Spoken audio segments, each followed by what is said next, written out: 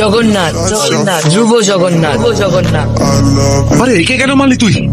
এই পুলিশ স্টেশনে দাঁড়িয়ে গুলি চালিয়ে দিলি তুই? বন্দুক থেকে হাত নিষ্পিস করে তোর? ক্রিমিনাল দেখলে কন্ট্রোল করতে পারি না স্যার।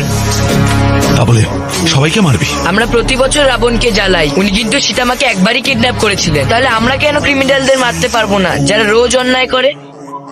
এইরকম ক্রিমিনালদের ধরার জন্য আমরা পুলিশরা বসে আছি।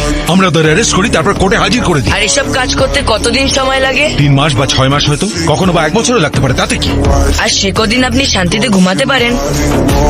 আমার তো ঘুম আসে না স্যার।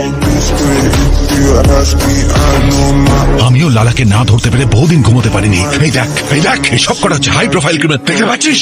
কেস নিজে হাতে টাইপ করেছি আমি। এবার কি সব কটাকে শেষ করে দেবো? এটাই করা উচিত স্যার। ধর্ম রক্ষতি রক্ষিতাহ। আমরা ধর্মকে রক্ষা করলে তবেই তো ধর্ম আমাদের রক্ষা করবে স্যার। জন্মসূত্রে ব্রাহ্মণ, কিন্তু কর্মসূত্রে ক্ষত্রিয় তুমি। আমার মতন পুলিশ হবে তুমি? একদম না স্যার। কেন? আপনার মতো আমিও যদি গুলি খাই। জানেন আমার দাদু কি বলেন? দুনিয়াতে যতদিন বেঁচে আছো ভালো কাজ করা উচিত, কিন্তু নিজের প্রচার আশা করা উচিত না। মহাভারতে অর্জুনকে যুদ্ধ করার পরামর্শ দিয়েছিল শ্রীকৃষ্ণ। আর এই কলিযুগের মহাভারতের যুদ্ধে তুমি অর্জুনের অবতার হয়ে জন্মেছ।